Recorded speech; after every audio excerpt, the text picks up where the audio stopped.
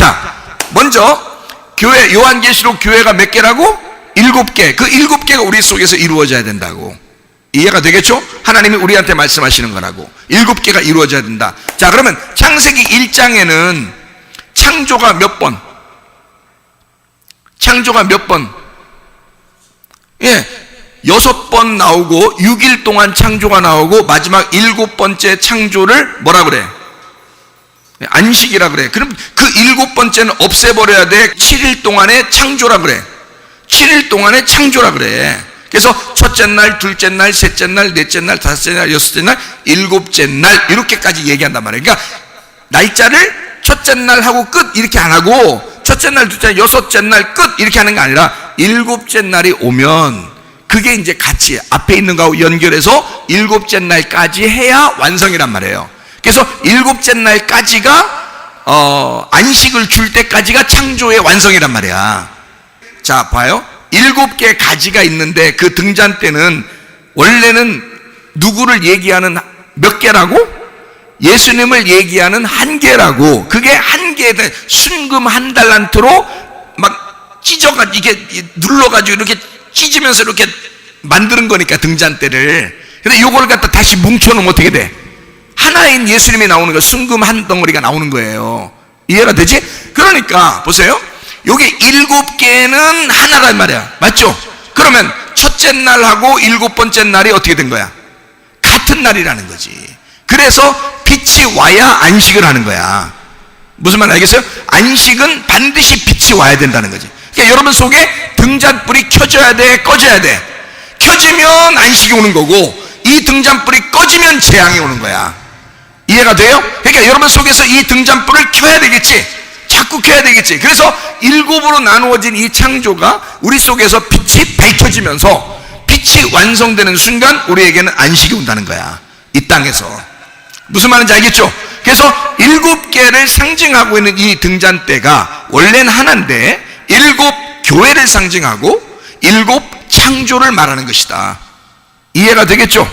아하, 성경이 그렇게 되어 있구나. 이게 쭉 이렇게 이어져 있는 내용이었구나 라는 것을, 자, 창세기에는 7 창조, 요한계시는 7 교회 이렇게 해서 나누어서 이걸, 아하, 이게 교회에 대한 이야기, 그리스도의 몸에 대한 이야기, 이게 예수님에 대한 이야기를 설명해 주려고 등잔대라는 걸 우리에게 등장시켜서, 등잔대를 등장시켜서 빛을 비추는구나. 우리한테 7개로 빛을, 7개로 말씀을 비추어서 우리에게 예수라는 그 한 분을 깨닫게 하는 거였구나 라는 것을 알게 되겠죠. 무슨 말인지 알겠어요?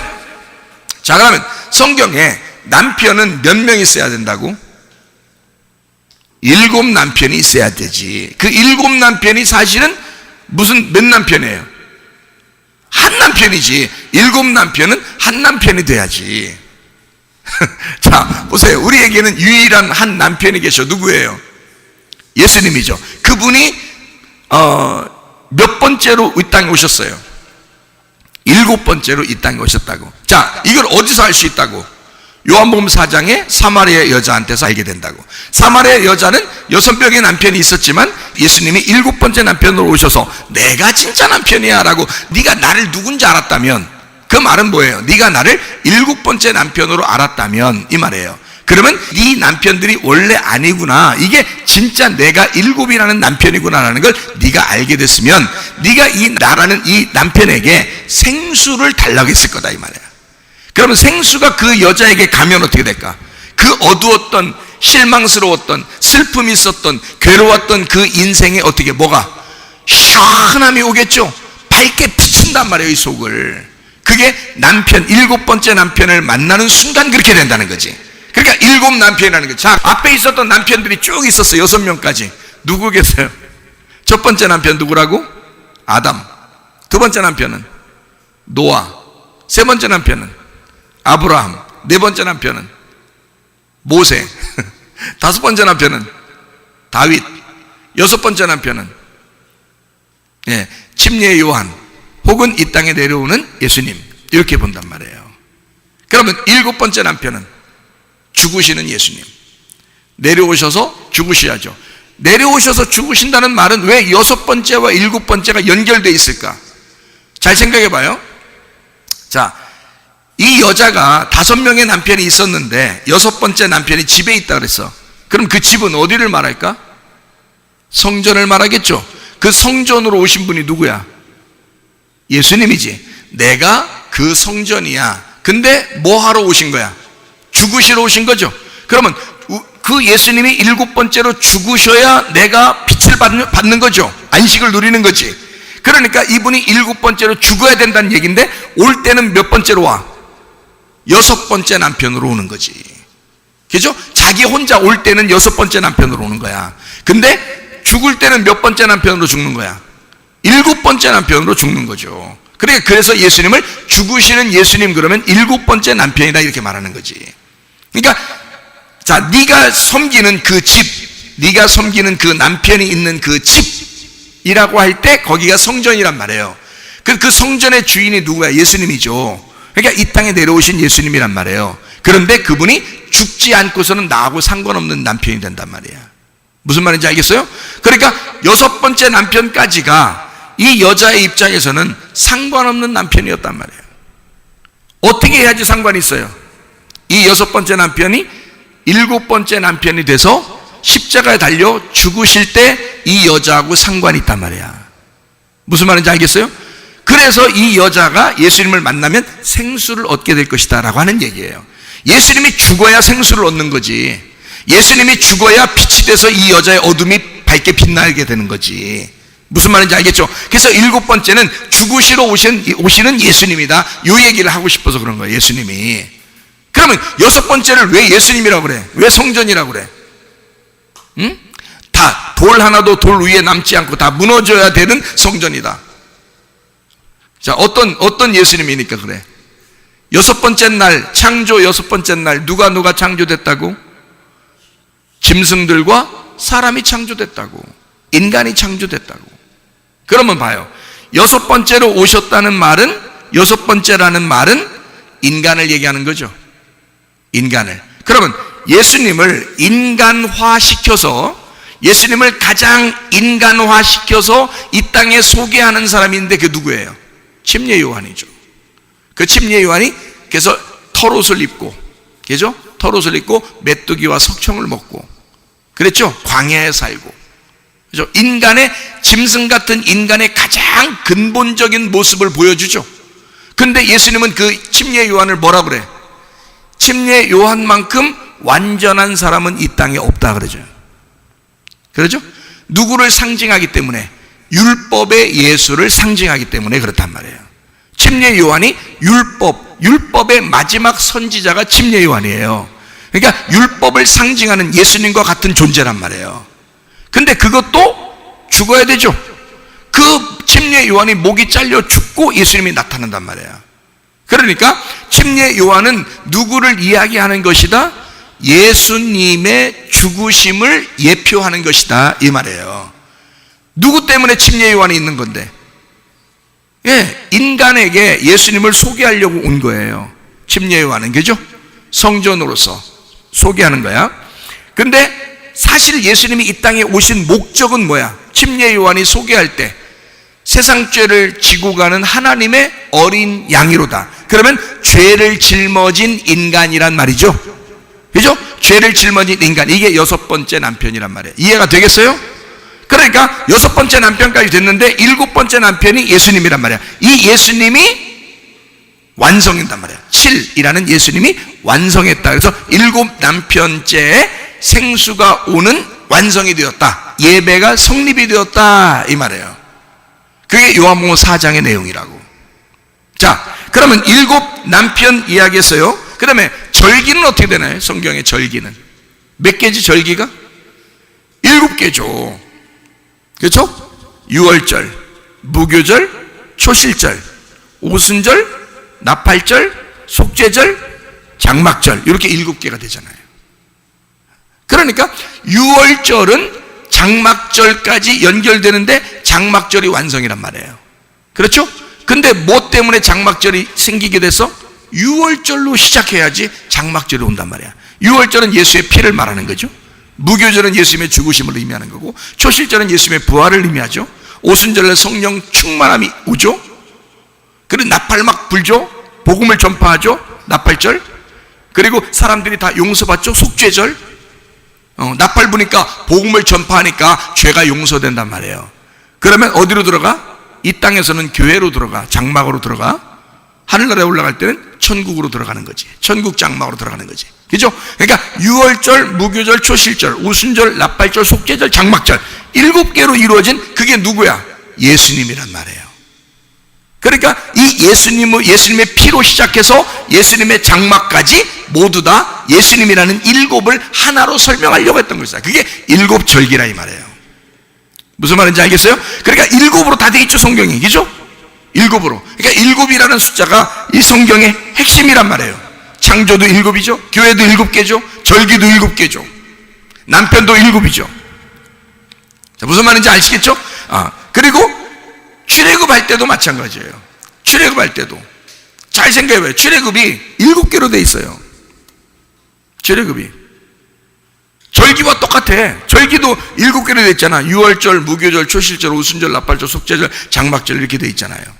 그러면 출애굽할 때도 똑같죠. 7개로 돼 있는 출애굽.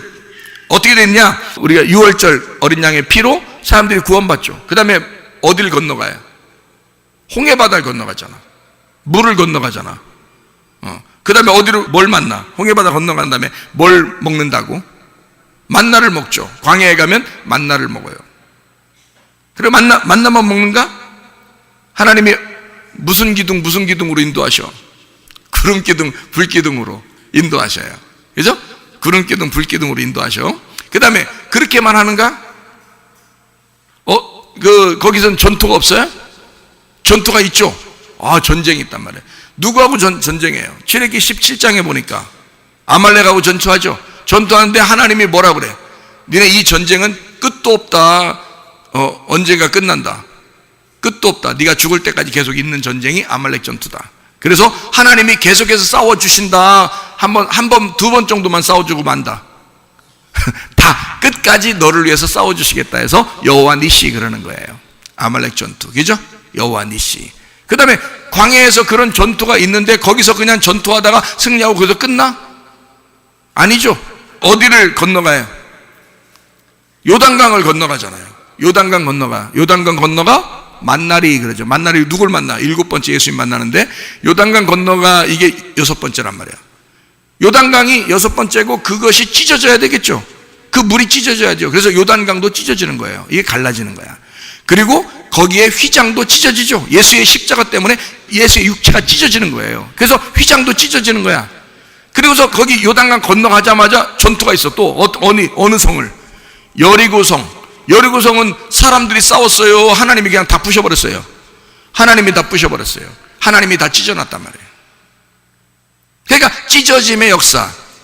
그러니까 6번째 사람은 여러분과 저는 무조건 찢어져야 되는 거예요. 이게 6번째는 무조건 찢어져 죽어야 되는 거야. 그래야 7번째 예수님 만나. 이게 가나안 땅 7번째 들어가는 가나안 땅이란 말이에요. 그러니까 이게 출애굽도 다 7개로 나누어져 있단 말이에요. 자, 무슨 말인지 알겠죠? 그러니까 왜 이게 되냐면 아담, 노아, 아브라함, 모세, 그 다음에 다윗, 그 다음에 침례 요한, 예수님 이렇게 왜 이렇게 쭉 이렇게 이어지냐면 출애굽하고 상관이 있는 거예요. 창조하고도 상관이 있고 이게 다 7개가 다 연결돼서 상관이 있단 말이에요. 6월절 어린 양의 피로 예수님이 이제 죽으셨죠. 그러니까 그 죽음, 예수님의 죽음, 그 피, 생명 이걸 누구하고 연결되냐면 아담하고 연결된단 말이에요. 홍해바다 물 건너니까 물하고 연결된 사람이 누구야? 노아잖아요. 건너왔어. 광야로 오는데 광야에 오면 여러분과 제가 이제 대화할 때 뭐라고 대화해야 되냐면 만나가 먼저예요? 불기둥이 먼저예요? 라고 얘기한다면 만나가 먼저라고 얘기해야 되는 거야. 왜 그런지 알아요? 순서를 보세요. 자, 아담, 그 다음에 노아죠. 그 다음에 만나를 먹는 게 그 만나가 뭐예요? 생명의 떡이죠. 자, 아브라함한테 하나님이 멜기세덱이 나타나가지고 뭐와 뭘 줬어요? 떡과 포도주를 줬죠. 떡과 포도주를 줘요. 그리고 아브라함이라고 하는 사람이 자기의 씨를 통해서 이삭이라는 아들을 낳죠. 그죠? 그러니까 하나님의 생명을 낳는 만나와 같은 존재란 말이에요. 이게 아브라함이라는 사람이야. 그래서 멜기세덱과 연관되어 있는 떡이란 말이에요. 생명의 떡. 이게 아브라함하고 연결된 거란 말이야. 그 다음에 아브라함 다음에 내가 누구라고 했어요? 모세라 그랬죠. 모세가 데리고 나오면서 광야에서 모세는 굉장한 사람인데, 이 모세라는 사람이 구름기둥, 불기둥. 근데 이 불기둥은 구름기둥 안에 들어가 있다겠죠. 그러니까 구름기둥이 불기둥이고 불기둥이 구름기둥이라 그랬죠. 그죠? 그러니까 밤에는 어떻게 돼? 이 속에는 불기둥이 빛이 나겠죠. 그래서 이게 빛이란 말이야. 이걸 뭐라고 그래? 빛이 비친다. 어둠에 빛이 비친다. 등잔대란 말이에요. 등잔대. 무슨 말인지 아시겠어요? 그리고 거기서 등잔대에서 지나가면 구름기둥, 불기둥 그 다음에 사람이 누구예요? 다윗이라 그랬죠. 자, 아담, 노아, 아브라함, 모세, 그 다음 다윗이라 그랬지. 다윗은 뭐 하는 사람이야? 전투하는 사람이야. 싸우는 사람이라고. 그러니까 아말렉 전투, 여호와 니시. 모세가 여호수아를 통해서 아말렉 전투 여호와 니시 했죠. 근데 다윗 시대에 다윗이 나오는 장면을 쭉 보면 여러분 희한한 게 하나 있어. 아말렉하고 싸우면 무조건 아말렉은 죽여. 다윗은 아말렉만 나오면 다 죽여. 아말렉 어떤 꼬마가 와도 그건 죽여. 왜냐하면 다윗은 아말렉하고 철천지 원수야. 이게 광야에서 있었던 아말렉 전투였단 말이에요. 그러니까 다윗은 늘 뭐 하는 사람이다? 전쟁하는 사람이다 이 말이야. 다윗으로 이 땅에 오신 예수님은 십자가의 피로 전쟁에서 승리하시는 분이죠. 다윗과 같이. 무슨 말인지 알겠어요? 그러면 다윗이 지나고 나면 요단강을 건너죠. 요단강을 건너서 여리고 전투에서 승리하게 되죠. 그죠? 찢어지는 거야. 여리고 성도 찢어지고 갈라지고, 그리고 요단강도 갈라지는 거예요. 이게 누구야? 침례 요한이죠. 침례 요한이 예수님 어디서 침례 줘요? 요단강에서 주잖아요. 왜 줘요? 죽으시러 오시는 예수님이기 때문에 알려주느라 그런 거예요. 휘장이 찢어지는 거죠. 그 다음에 들어가면 가나안 땅이야. 거기가 장막이라는 거죠. 하나님의 장막. 이해가 되겠어요? 그리고 거기 들어가면 예수 그리스도가 있다고. 거기가 지성소라고. 거기가 하나님의 법궤가 있는 장소라고. 자, 이해가 되죠? 이렇게 모든 것은 7개로 이루어져 있는데, 이 7개로 되어 있는 이 말씀들이 출애굽을 상징하고 절기를 상징한다. 뿐만 아니라 성막의 재료도 상징한다. 성막의 재료도 상징한다. 자, 성막이 이렇게 되어 있으면 7개의 재료가 되어 있어요. 자, 들어가면 먼저 뭐가 있어? 번제단이 있죠? 번제단. 또 조금 가면 뭐가 있어요? 물두멍이 있죠? 번제단은 뭐 하는 거예요? 양이나 소를 잡는 데죠? 죽이는 데예요. 어린 양 예수의 피로 유월절 구원받았죠? 그 다음에 물로, 노아 홍수처럼 물로 심판하죠? 그래서 물두멍으로 손과 발을 씻는 거야. 그래야 성막 안으로 들어가. 성막 안으로 들어가면 등잔대하고 떡상이 있어. 어떤 게 먼저라고? 떡상이 먼저라 그랬잖아. 아브라함이 먼저니까. 이해가 돼요? 떡상이 먼저야. 그래서 떡상이 있어. 그런데 등잔불을 켜지 않으면 안 돼. 모세가 와서 율법을 가르쳐 줘야 된단 말이야. 그래서 빛이 돼야 돼. 이 어둠에 빛을 비춰야 돼. 이게 등잔대야. 그 등잔대를 켜줘. 그래야 떡을 먹을 수 있어. 그래야 하나님과 교제하는 거야. 떡을 먹으면서. 그리고 바로 분향단이에요. 분향단은 기도하는 거죠. 다윗이 기도하면 다 들어줘요, 안 들어줘요? 들어주죠. 그게 기도하는 분향단이야. 연기가 하늘나라에 올라가는 분향단 기도란 말이에요. 향기가 올라가. 다윗만큼 위대한 왕은 없었다. 하나님은 늘 다윗을 칭찬해요. 그렇죠? 다윗의 기도, 다윗의 시, 하나님의 말씀, 그 기도, 그거를 하나님은 그 연기로 받아주시죠. 그 다음에 바로 이어서 뭐가 있어요? 6번째, 휘장이 있죠. 휘장은 뭐라 했어? 예수의 육체라 그랬지. 그러니까 찢어져야지. 그러니까 요단강에서 침례를 받아야지. 그게 하늘문이 열리는 거죠. 그래서 요한이 예수님을 침례줄 때 하늘문이 어떻게 했어? 하늘이 찢어졌다. 그 위에 있는 하늘에서 말했다 그랬죠. 그 휘장 찢어지는 거야. 그 안으로 들어가면 뭐가 있어요? 법궤가 있죠. 그게 가나안 땅이야. 그게 지성소라 그러는 거야. 자, 7개의 성물도 여전히 7개로 예수님을 설명하더라. 이해가 돼요? 그러니까 7을 모르면 성경을 모르는 것이다. 성막의 재료도 7개의 예수님을 설명하려고 쓴 책이야 이 말이야. 아, 이게 다 7으로 이루어진 내용들이었구나 성경이. 아, 그렇게 돼 있구나. 나무도 7개로 되어 있습니다. 나무도 7개. 언약도 7개로 되어 있습니다. 하나님의 언약도 7개로 되어 있어요. 아담하고의 언약, 노아하고의 언약, 아브라함하고의 언약, 모세하고의 언약, 다윗하고의 언약, 예수님, 이 땅에 오신 예수님, 침례 요한하고의 언약, 그리고 예수님 죽으시는 예수님의 언약. 7개의 언약으로 되어 있다. 요한복음도 7개로 되어 있다. 요한복음도. 예수님의 출생을 요한복음에서 얘기합니다. 한번 우리 요한복음을 한번 찾아보죠. 그리고 한번 마치도록 하겠습니다. 요한복음 1장 18절.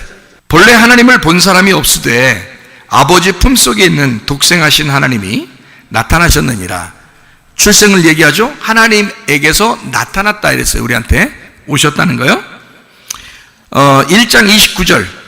이튿날 요한이 예수께서 자기에게 나오심을 보고 이르되 보라 세상 죄를 지고 가는 하나님의 어린 양이로다. 이제 침례를 베푸는 장면이 나오죠. 그러니까 물하고 연결된 겁니다. 요한복음 6장에 보면 만나가 나오죠. 만나. 예. 그 다음에 요한복음 9장에 보면 요한복음 9장에 실로암 못에 소경이 눈 뜨는 장면이 나오죠. 예, 소경이 눈 뜨는 장면. 14장부터 17장 14장부터 17장은 예수님이 기도하시면서 말씀을 증거하시는 걸 말하는 겁니다. 성령의 기도, 성령의 말씀을 얘기하는 거죠. 요한복음 19장은요 십자가, 예수님의 십자가 죽음을 의미하죠. 요한복음 20장 21장은요 예수님의 부활 그리고 교회, 그렇게 의미하죠. 그러니까 요한복음도 7개, 예수님을 7개로 설명을 한단 말이에요.